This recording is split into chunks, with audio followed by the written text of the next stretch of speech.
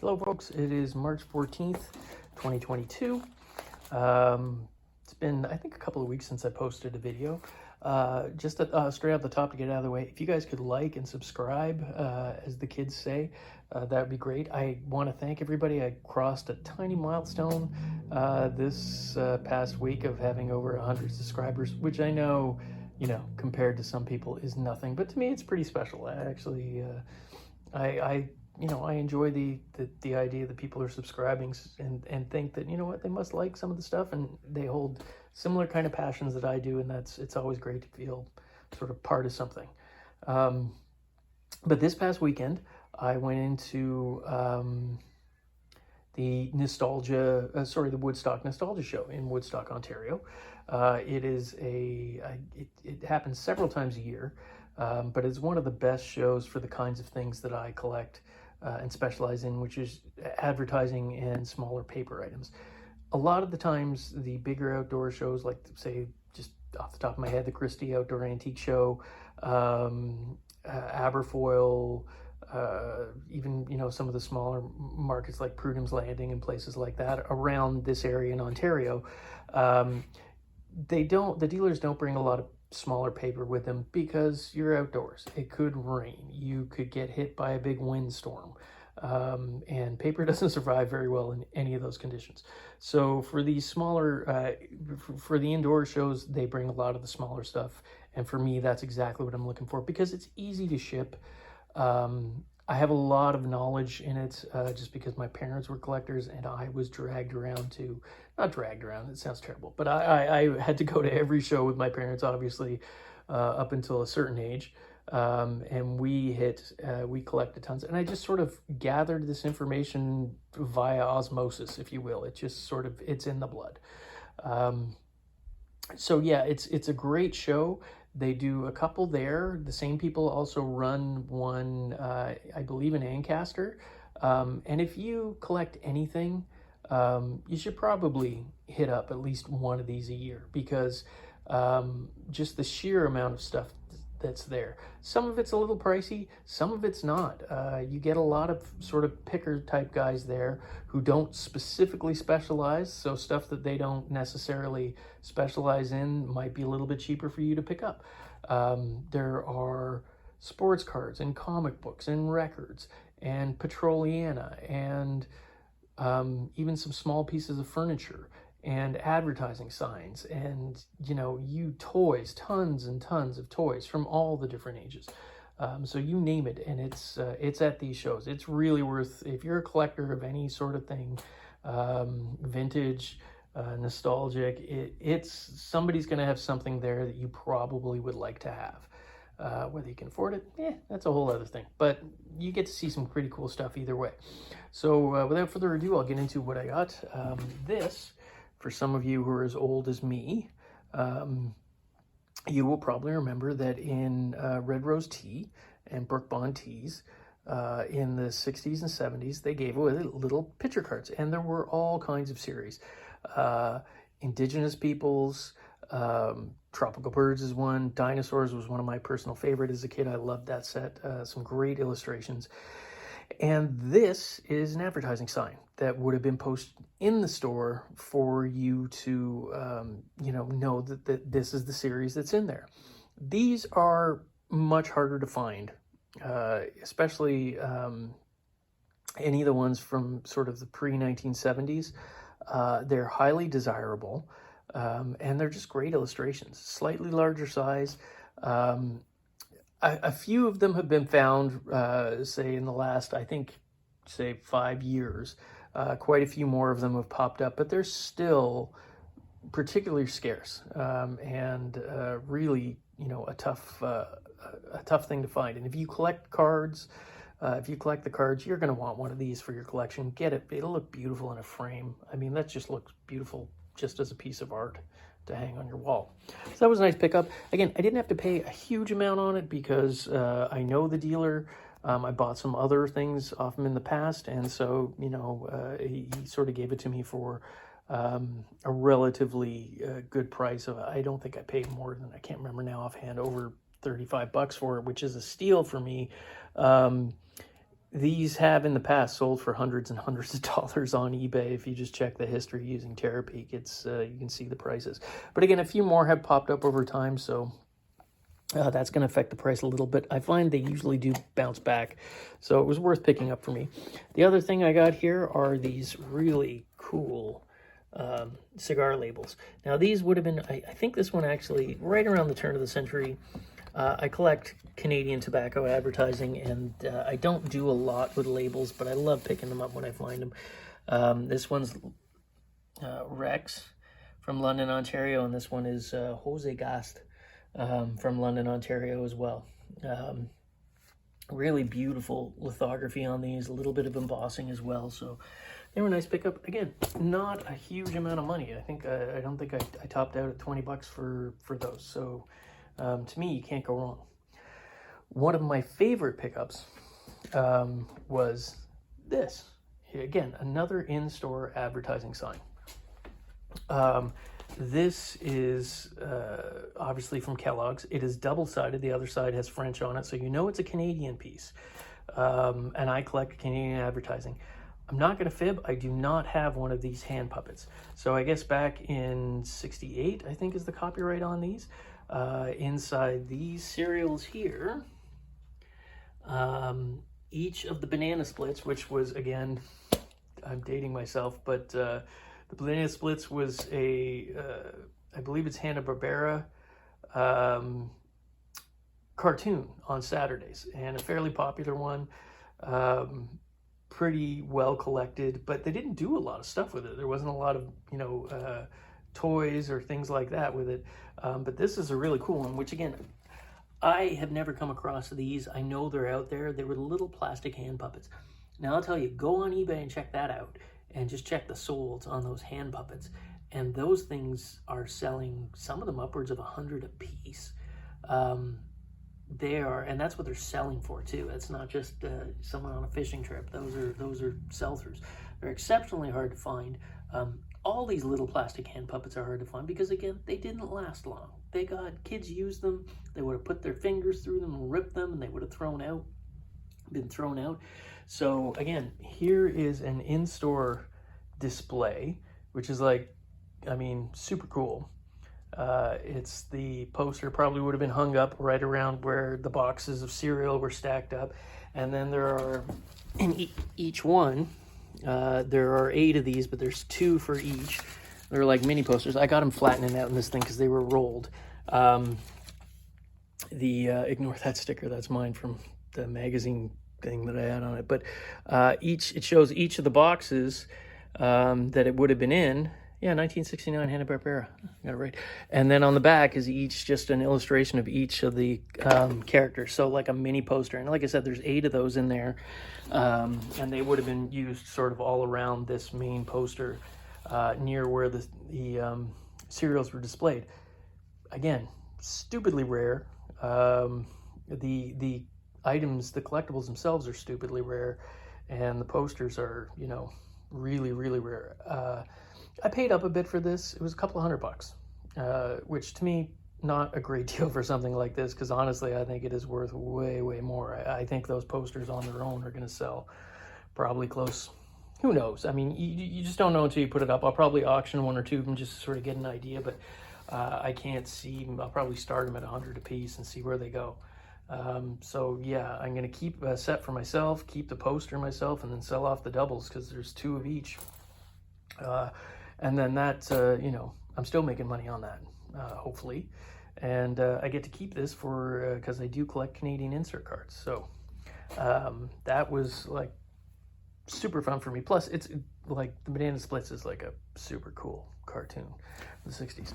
What else did we grab? Okay, from the show, I'm not going to bore you and go through everything, but I got a stacks of smalls.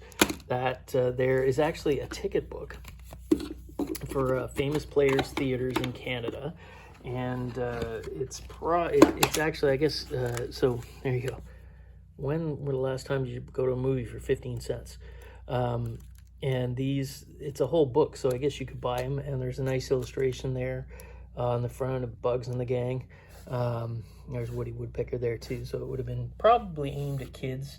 to get the parents to buy a whole book, and then you could send the kids off to the theater. So that's great. That one I might keep for myself. Here's some small stuff. Don't be afraid of smalls. Now, these are just little Victorian die cuts advertising. Pure Gold was a company, and they did everything. They did ketchup, or catsup back in the day, baking sodas, coffees, jelly powders. They did everything. And these are just little characters that were, here's Little Red Riding Hood. Hey, you know what? I just clued in that these are nursery rhymes. Wow, Jay, you're kind of thick. But little Victorian die cuts, probably from the 1890s. Again, they were $3 a piece, and I ended up grabbing all of them, and I think he knocked it down to $2 a piece across the board. Here's another great die cut trade card. That one I think is from Brockville, Ontario. Yeah, that was kind of thrown in. It's in rough shape, but and this, it's just a cutout, but it is a period cutout from when Babe Ruth, 1934, when he was still playing. It's a great illustration. I think somebody will still probably want to pick that up. And then, yeah, I'm not going to bore you with all the details. We'll get through some of the highlights. There's a Ford catalog, some other things. These are kind of cool because they're actually photographic greeting cards. I think that's General Joffre. And this is Lord Earl Kitchener. Yes, that's after the town was named after him eventually, when they changed it from Berlin. And these guys were the two main Allied generals from World War I. So this is from that era. Nice greeting cards, good price. I got a stack of these Borden's bookmarks. Victorian bookmarks always sell. I do great with them. I throw them up on eBay. They just, people are always picking them up. So I just grabbed every one they had. This is something that I'm going to be interested to see what it actually ends up going for. It is Bradshaw's Pepsin Gum, and it is a woman holding a flag from France. And somewhere in this stack, I've got one other from somebody from India. So that was great. And, you know, like I said, I'm not going to bore you with all the details, but just a ton. I can keep going. It's a little embarrassing, but yeah, like just a ton of stuff. So that is going to keep me busy for the next couple of months, just scanning and listing that stuff. Pick these up more for myself as nostalgia. 1986 baseball packs. There's 4 of them in there. He had $5 a pack on, which is about what they're worth, but he gave me a deal because I bought them all, and that's more for just me. Brings back great memories. I'll pull one out and show you. These are the Canadian ones from the O-Pee-Chee Company, 1986. Can't even remember what how much they would have been back in the day. Probably a quarter. I can't see being much more than that. So that was more for me. Got this great magazine, and again, I know nothing about this magazine. It is 1952 Art News, but the thing that caught my eye is I love sort of mid-century modern design, architecture, and abstract art and things along of that ilk. And this is an Alexander Calder cover. Calder was sort of the guy who popularized the giant hanging mobiles. And his work is all over the world. It goes for millions upon millions whenever it comes up. Yeah, he did this cover, so that's got to be something that's pretty cool. I can't find another one anywhere listed, so it's more advertising. Oh, that is the sound of my knees cracking. Let's go over here. These were just some more sort of advertising pieces that I picked up on here. Here's an old 1885, and this one's framed. I don't normally buy framed stuff, but I honestly couldn't be bothered to get them to take it out. And the price was okay, but it's from the Buffalo Courier. Great wet paint sign. That one would be probably 1920s, maybe 30s.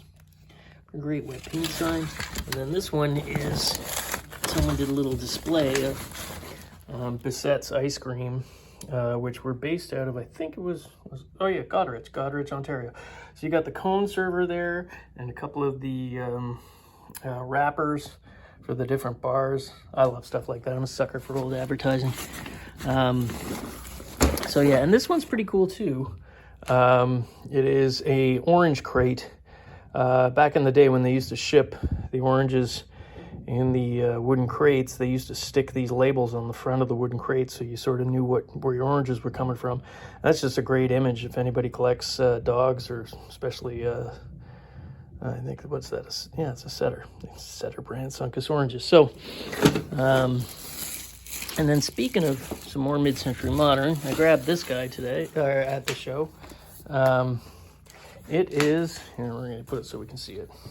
I believe, I forget the name of the designer now, but it's named after him as well. It's the Ericophone, or Ericophone. I'm probably pronouncing it completely wrong. It came in many, many colors. Super cool design. This is like a nice mint green. It was, I believe, the mid-60s. I'm sure the mid-century people are screaming at the screen right now. You've got the date wrong. You're saying it wrong. I do my best. But it was really cool because the dial, yes, they used to have dials on phones, is underneath it. And that is actually that little red button there. When you plant it down, hangs the phone up. And then when you pick it up, it answers it. So it's kind of a really, really super cool design. This one has been converted. I've had a couple, and they've all had the sort of the old school type hookups with it. You would sort of screw into the wall. But this one has sort of the modern one, so it's probably been converted later. Because I don't think they made them for long enough for them to get into that plug. So that's probably been done at a later point, which is kind of convenient for people. Means you don't have to go get it done. So that's pretty cool. So that's about it, I think, from the show. Nope, I lied. Records, right. I got a few records on here. Just skip through them quick. It's a metal compilation there from the Metal Blade label. Canadian New Wave Band. Pretty hard to find stuff. This one's actually sealed. Another Canadian New Wave Band. Some more Canadian stuff. Morrissey single. A Dick Dale record. Now these ones we're going to start going into. I actually hit a couple of thrift stores too and picked up some stuff. So I got this one, which is I think it's Miko. I'm not 100% or Miko. They were like a little sort of funk band, and this is Star Wars. It's pretty much a disco album. It's awesome. This is going straight into my collection. It's on the Canadian Regency label. James Brown's Nothing But Soul, an Erasure record, and the Vapors, best known for their song Turning Japanese. So, oh man, I'm making good old man noises. One of the other things I picked up, and again, there's some wacky camera angles for you. This is, I believe it's got to be 1989 or 1990, because I remember this coming out. This is Wayne Gretzky's Overtime Hockey. I'm looking at the French side, but the other side is in English. This was at the height of sort of when Gretzky had just gotten traded, broke all the hearts in Edmonton, and went over to LA, and then later broke all the Toronto Hearts in the playoffs, but that's all right. Forgive Wayne. But this is great. It's tabletop hockey. The great thing about this one is there was only one player missing, the goalie, sadly, from the Canadiens team. Both the pucks are in there. There was an I got to dig it out. Oh, you know what? I didn't bring it out here. Oh, or maybe I did. Oh, yeah. There's, I'm not going to bother showing you. But there was a little bench that you could hang on that you had to order separately.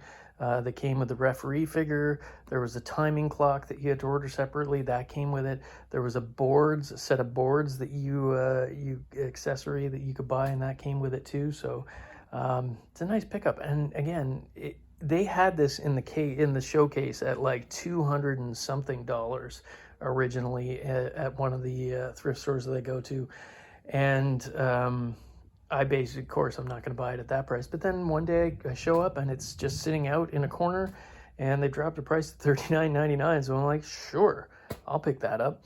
The question becomes, do I part it out where I could make probably more money, or do I sell it as a whole? I hate parting things out unless it's sort of, there's no chance of being able to, for somebody to be able to complete it.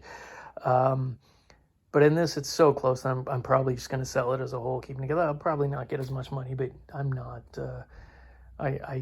Just can't break things up that are that close. So, which, you know, that just goes to show I'm not a great business person in the end. Really, anybody who gets into this probably isn't that great of a business person.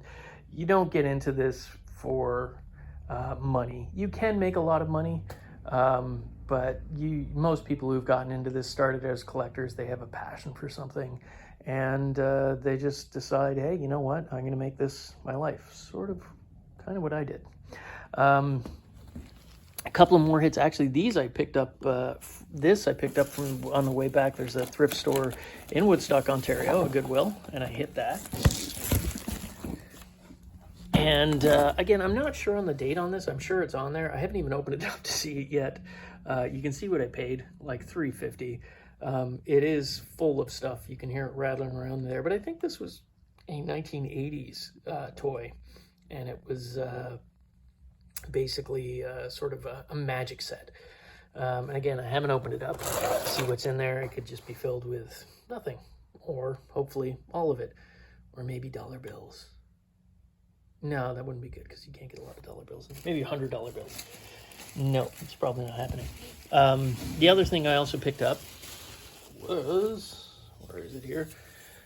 This little ever-ready advertising flashlight. Now, why, you're probably asking, would you buy a flashlight, Jay? And the reason why is because people actually collect them. This is a later one, probably from the 60s or 70s, and actually, you know what? It does work. Look at that. I might keep it around when the power goes out here as often as it does. But some of the really early ones from the 1920s to 40s era pre-war stuff can fetch some big dollars. And that's something I had no idea about. I actually learned that from another dealer who would come across a bunch and sold them for hundreds and hundreds and hundreds of dollars for some of these things. Usually those are chrome. Usually they're pretty, small companies that made them at the time, and those ones, go for the big money. But it's always something to keep your eye out. This stuff I actually picked up today that we're going through next. It's a little federal glass, excuse me. It was only a couple of bucks. I still can't go past any, there's the markings on there, the F for the federal glass. I can't avoid milk glass. This I picked up a couple of weeks ago. Now, most people, CDs just are not worth picking up, but there are a few exceptions. And this series is one of them. I actually worked in a record store, CD store, and I remember these coming out, and they were expensive back in the day. They're the master sound versions of sort of the classic, a lot of classic records or things that are considered classic albums. And that's the reason why the super bit mapping, supposed to be supreme sound. They're, I believe, 14 karat gold coated as well, the actual CD itself. And this one has sold on a pretty regular basis between $50 and $100. And the other master sound versions of albums do similar kind of things. So always keep your eye out for those. They're the kind of thing that do show up in thrift stores. So it's, again, something to keep your eye out for. I say that a lot. Man, maybe it's just, that's the name of my channel. Keep your eye out. This is another cool thing I picked up today. It was only, yoink, $1.99 at one of the thrift stores. And it's made in Japan from the Imperial Company. And these would have just been in little gift shops. It's a snack set. This one has never been used. So you'd have your little felt liner there to put your drink, and then you could pile your snacks on there and walk around like that, or sit, or whatever. These ones don't look like they've been taken out. So there's 4 of them in there. Probably like mid-60s, I would have to have a guess. And then last, certainly not the least, is this. Now this is something I'm going to have to do some research on. Oh, fantastic camera work. Man, probably get an Oscar in the end. I don't know if they go together, but they're definitely from the same set. This is a creamer, and this, I think it's probably a little bowl for the creamer now. That is what caught my eye. I don't know offhand what that crest stands for, but usually this is Duraline, so it's vitrified, and this stuff was used, this kind of stuff was used on trains, on ships, in hotels and diners and places like that. This one with that crest kind of reminds me of some of the trains and shipping ones that I've seen. Some of those can go for big money. I have sold an egg cup from the Canadian Pacific line that was very early. It was a rarer pattern as well, but it went for well over a couple of $100 US, and it actually went down to the States even though it was a Canadian Pacific piece. Train collectors collect China, and same with the shipping lines and all those things in the hotels. People do collect these things, so always keep your eye out. If you see something with like a little crest like that, I don't know who this is, but a little bit of research can reveal, you know, and who knows what this is worth. It was, I think for the pair of them, it was, there you go, set $3.99. So, and I chipped it probably. Nah, can't chip these things. That's why they were used by all those different companies. Vitrified China is really hard just to chip. And so yeah, that basically is it. Busy, a lot of stuff to go through. I got a lot of work ahead of me, especially with the smalls, but I love doing that kind of thing. So it's, you know, it'll be interesting to see where some of this stuff goes. I'm, you know, really pleased. Again, in the end, I probably spent somewhere in the $800 range at the show alone. But you know, when you start doing piece counts, I'm not paying very much per piece on items, and that is the way to do this game, if you can. So yeah, that's it for this week. I want to say thank you all again. I hit a milestone. I don't know, I can't remember if I said this at the top, but of getting 100 subscribers, which I know for most people, not a big deal. I mean, they're literally people like, I guess, Mr. Beast, my 6-year-old son's hero. You know, he has tens of millions. But it is pretty cool, you know, thinking that like there's 100 people out there who are looking at this stuff and are interested enough to keep coming back. And I really do appreciate that, because, you know, it feels good to be part of, I don't want to say a community because I think that's an overused word, but, you know, feeling part of a group of collectors, and that, you know, maybe somebody out there is, you know, gaining some information, or if nothing else, I'm just killing 20 minutes, a little longer on this one, 30 minutes of your time, and I hope it's, you know, maybe you learn something, or if nothing else, you just get to see some cool stuff. So again, if you guys could subscribe, it'd be great. I'd love, you know, my kid thought it was amazing they got to 100. I love to show them how far we could get. But either way, just, you know, keep on watching, and know that I do appreciate it. Come the summer, when I hit garage sale season, I'm hoping to get a GoPro. I've been saying that for nearly a year now. And then from there, hopefully learn to edit a bit better. Again, been saying that for a year. So this summer, I'm hopefully doing some more of that kind of thing, take you out actually into the stores with me in the places that do let you film. Some don't. And yeah, I'll leave it off at that. I hope you all are able to find some cool stuff before the next time we talk. Have a good one. Bye.